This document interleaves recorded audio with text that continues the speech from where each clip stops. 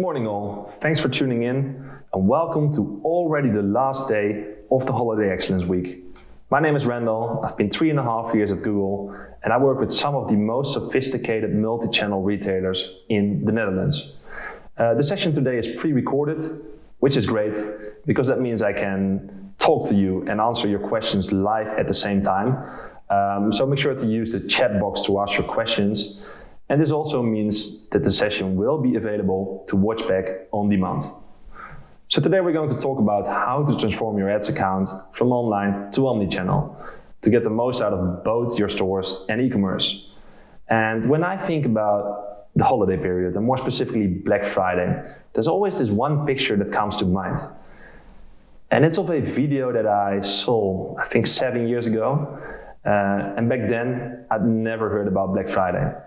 But it's a video and it happened in the United States, and basically people were camping in front of stores, and the moment the stores opened, they started running and pushing and falling over each other. You might have seen it, in order to buy all the sale items.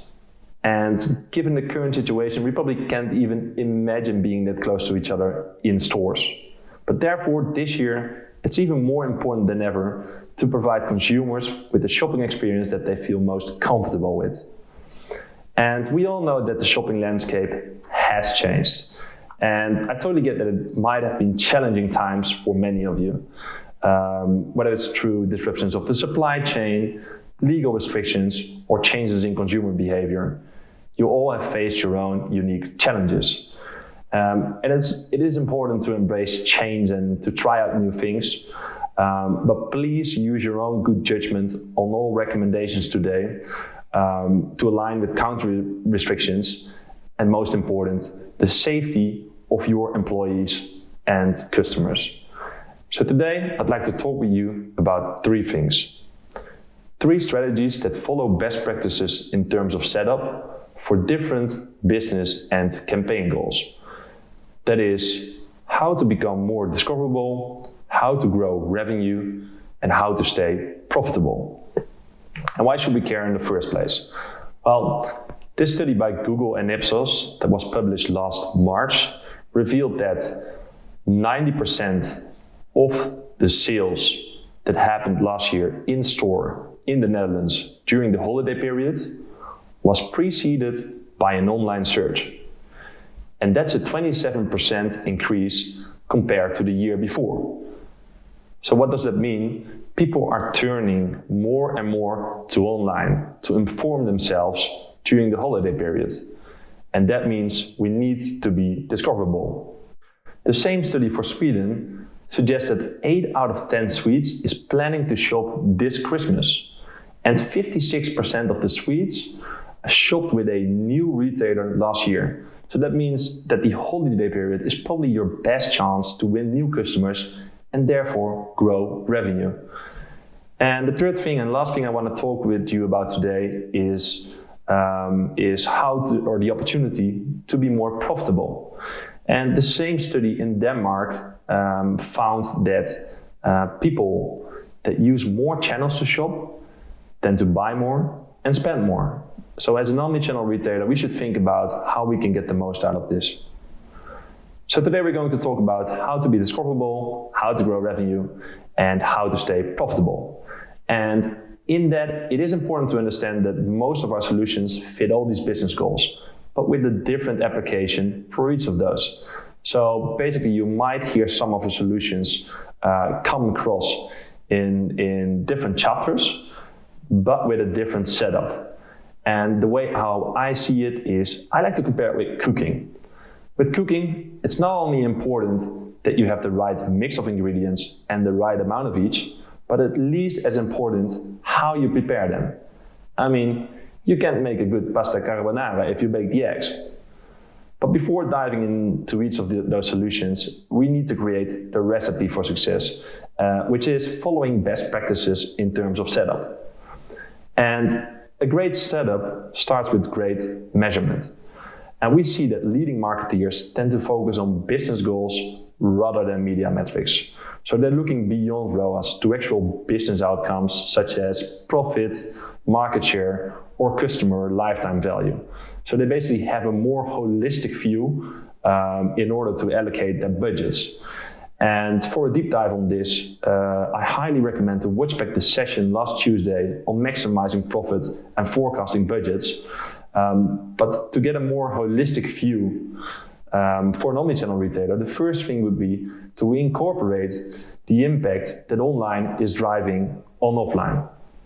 And our most simplest and scalable form of offline measurement would be measuring store visits in Google Ads. So basically, somebody clicks on an ad, then visits the store, and we're able to attribute the store visit back to the ad click. It's that simple. So how do we do that? Well, first, it's important to stress that this all happens in a privacy-safe manner. So we only report on aggregated and anonymized data, and a store visit can never be tied back to an individual ad click, impression, or so to say, people. So how does it work? Somebody clicks on an ad, then visits the store, and if that person is opted in to location history on any of the Google apps, so say for example Google Maps, Google Photos, or Android, we're able to attribute the store visit back to the ad click. If we then have sufficient data to meet the privacy thresholds, we're able to report that back in the account. Of course, not everybody is signed in to location history, and for those users, we extrapolate the data. And extrapolation is a common best practice in scientific research, and in most cases here, we even have more data, so we can be confident in the data. On top of that, we use the same mapping technology that we use for Google Maps. So for example, we measure the Wi-Fi strength to differentiate between stores. And also as an extra layer of verification, we do have a user panel of 5 million users. And then lastly, we use our machine learning technology to eliminate any of the noise. So let's say somebody is walking through your stores, but he's going to the parking lot. Or let's say your own employees. We're able to filter those out of the reporting. So when we're able to measure the amount of people that visited the store after an ad click, the next step is to understand how much this is worth to your business. And how can we do this? Well, if we know how many people visited your store after an ad click, and we know on average how many of these people actually bought something, we can make a good estimation of what a store visit is worth to you. So let's say, for example, that 1 out of 4 customers that visit your store buy something. We would then have an in-store conversion rate of 25%. Let's assume that these customers spend on average 400 euros. If we then multiply 400 euros by 25%, the average store visit value would be 100 euros. And the average store visit value, the average order value, also known as receipt value, is usually data that retailers have at hand. But the first one, the in-store conversion rate, might be a bit more challenging. There are a lot of retailers that actually use store counters or visitor counters to get an idea of that. But if you have no clue whatsoever, please reach out to your account manager, because we do have industry-specific averages. And I know that some of you might not be meeting the privacy thresholds to actually see the store visits in the account. I also know that some of you are tuning in for markets where this is not available. But in case you don't have store visits in the account, you can use local actions such as clicks on directions to your business or clicks on phone calls to your business as your best proxy. And you can find those in the conversion tab. And then basically you can apply the same logic that we just discussed. So let's say that 1 out of 5 customers who calls to your business buy something, your call conversion rate would then be 20%. If they buy on average for 200 euros, you can multiply 200 by 20% and you get an average call conversion value of 40 euros. And if we have this value, the next thing would be to include it in our account. And you can do this by going to conversion settings, then edit settings, and under conversion value, you can actually edit the value of a conversion, in this case, of the store visits. And this basically enables us to see the full value of online. So as in this example, if we add up the value that we're driving from store visits to our online ROAS, we see our ROAS increase from 5 to 13. And this is the actual number that we should be optimizing on, and probably the number that you want to show to your manager. Then how can we make this data actionable? Well, the first thing would be to create a custom column using the following format. So if we take all conversion value divided by costs and we segment this on store visits, we basically get a sense of the ROPO effect. So the offline return on an online investment. If we then add up our online ROAS, so that is conversion value divided by costs, we'll get a column for our total omnichannel ROAS. And we can start using this column to optimize. To give you an example, this is a real world example of a retailer that I've worked with. And as you can see, most of these ad groups, they have been paused before. And it does make sense if you look at the online performance, right? I mean, we hardly see any online conversions come in. But if you look at the total impact of the campaigns, so we're looking at the omnichannel column, we've been pausing ad groups and keywords with a ROAS up to 51. And that's probably not what we want.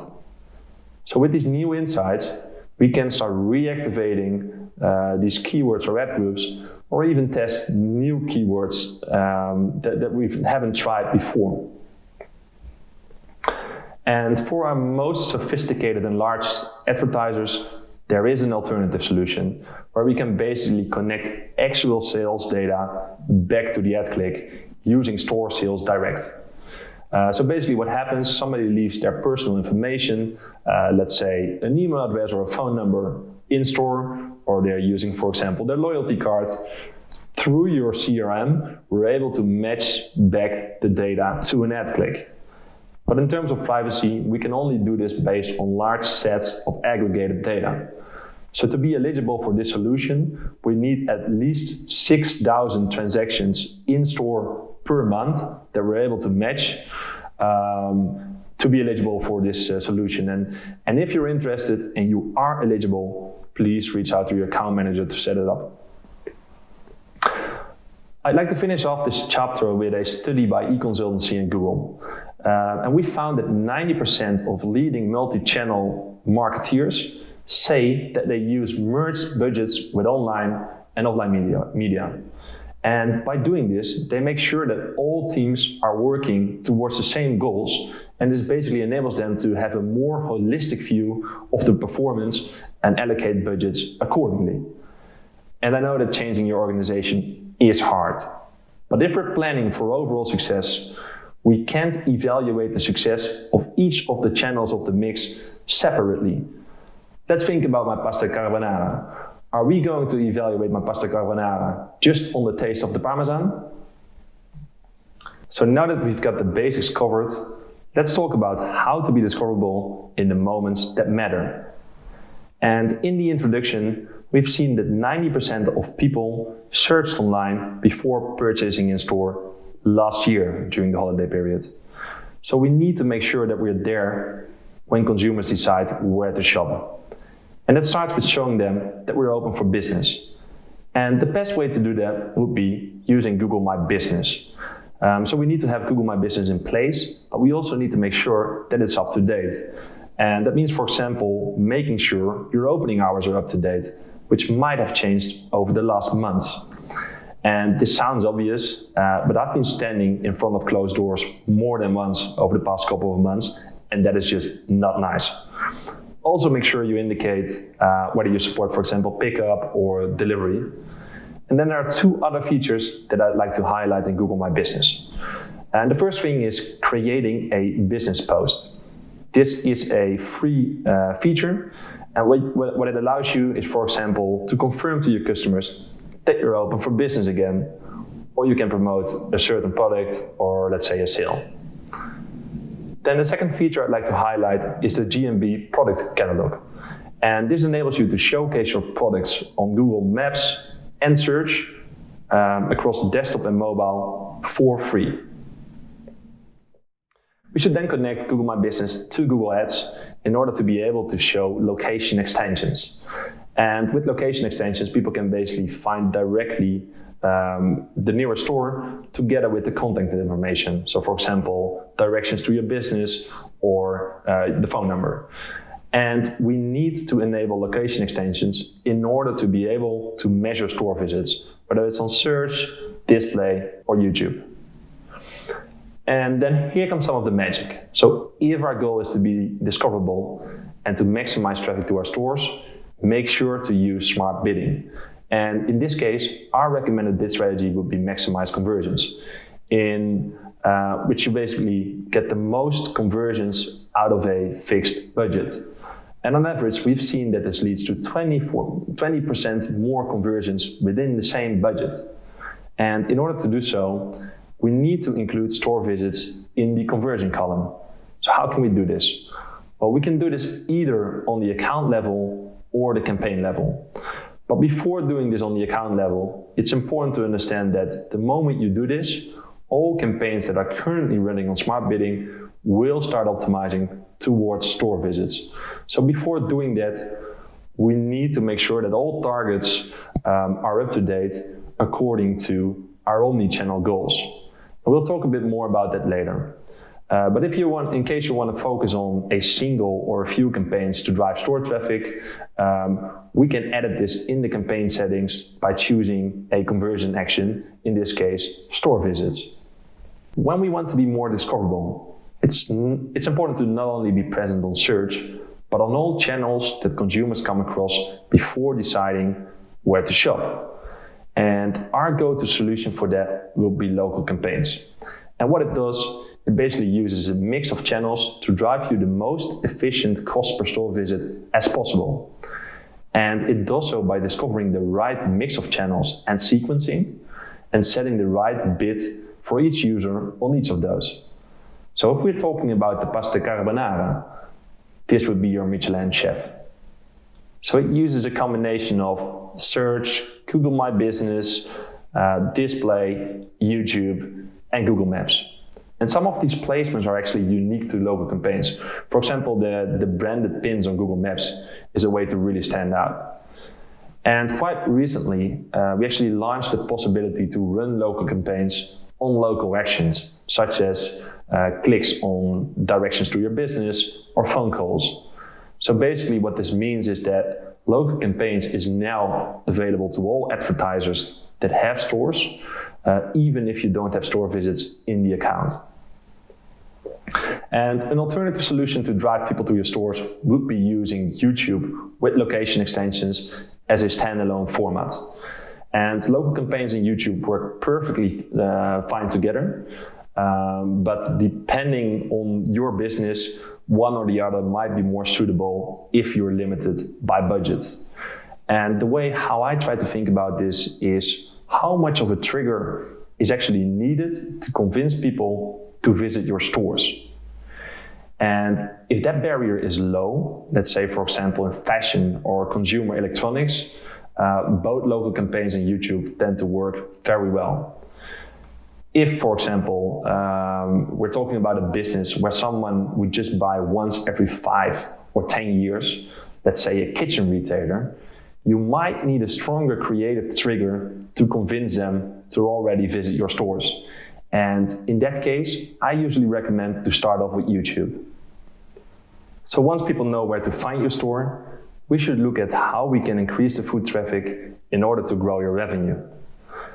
And if you want to maximize revenue, again, our recommendation would be to use smart bidding. So if you're trying to maximize revenue within a fixed budget, our recommended strategy will be maximize conversion value. So basically what the algorithm does then is drive the most value for your business, no matter whether this is online or offline. And in order to do that, we need to have a value assigned to the store visit in your account, just for the algorithm to understand how much value this is driving for your business. And if you're thinking about ways on how to stay competitive in the digital space, this is what differentiates you as an omnichannel retailer from any e-commerce player. being able to drive value for your business wherever your clients want to be, not just online. So the difference between this bid strategy and the one that we discussed before is that we focus on value here rather than volume. So what we're doing here, we need to include both the online conversions and store visits in the conversion column. If we would focus just on driving in-store revenue rather than optimizing towards both online and offline, local campaigns would be our way to go. But it's really important here to follow best practices in terms of setup. And the first thing to be aware of with local campaigns is that it uses the best of Google's machine learning. But as most of you probably know by now, machine learning tends to work best on high volumes. So in order to run local campaigns, it's recommended to have a minimum of 10 locations and to get sufficient impressions on each of those. And therefore, we recommend to start off with a minimum daily budget of 1K per day, 1,000 euros, for a minimum of 30 days, as this is the threshold that we've seen solid performance at. But as with every solution, it always depends on your business. If you have a business with, let's say, for example, 5 locations, but you see high volumes in foot traffic, there's a good chance that this may work very well for you. Then secondly, the creatives. What do we need in terms of creatives? Well, we first need the ad copy, a display image, and a 10-second video. If you don't have a video yet, there are different ways in which we can help you. Please reach out to your account manager to discuss those, or check out the session about YouTube earlier this week. And as with every campaign, it is important to keep monitoring which creatives are working best and to replace the poorly performing ones. If you're running, for example, a weekend sale, we recommend to start the campaign about 2 to 3 weeks in advance, just to make sure that the algorithm performs at its best when the actual sales happen.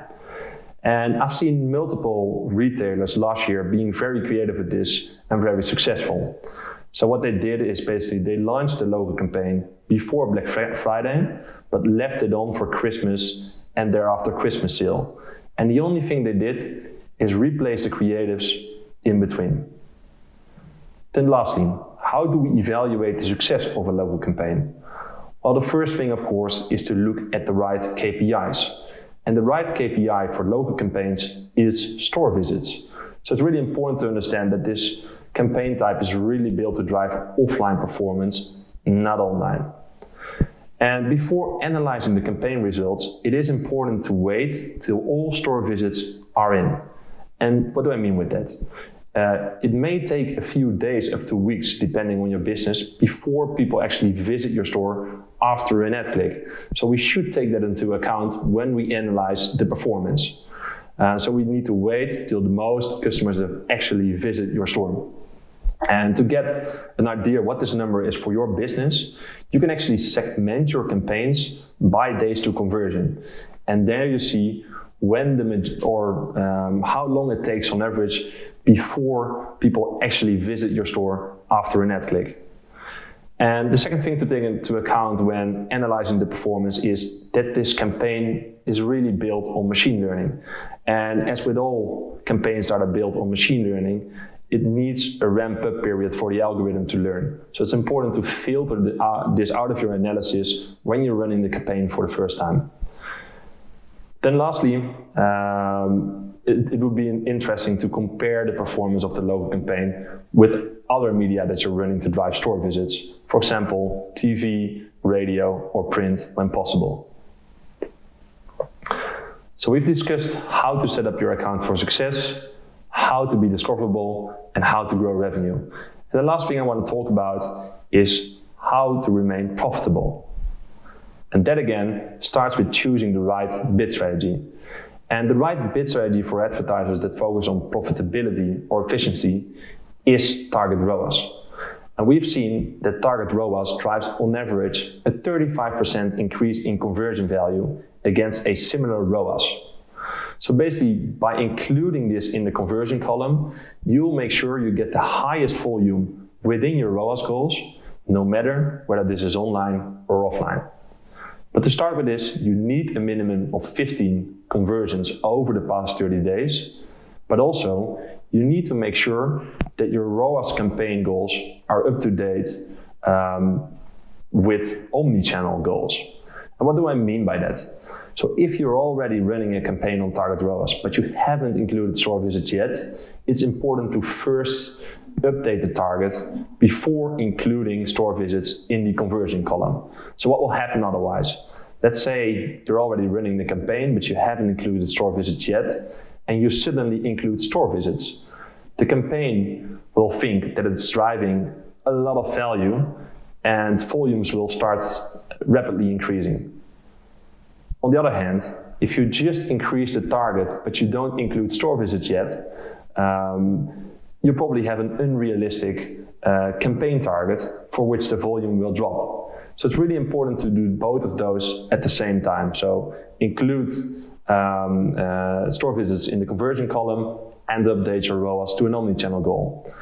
And where can you find a realistic omnichannel goal? Well, we should look at the custom column that we created in chapter 1 and look at what is realistic or what was realistic over the past 30 days to start off with. Then in terms of local campaigns, it's again important to follow all best practices that we discussed last chapter. But to remain profitable, make sure that your offering is as close to the sale as possible. So with a recently launched feature, it's actually possible to promote specific product offerings in your local campaign by linking it to a business feed. So for example, you can include your best sellers or your sale items to increase the likelihood of closing a sale. And before heading into the key takeaways of this session, I'd like to share a case study of a German retailer that adopted all these best practices. So Outlet City Metzingen is a luxury fashion retailer in Germany, but they had difficulties translating their omnichannel mindset to their media marketing mix.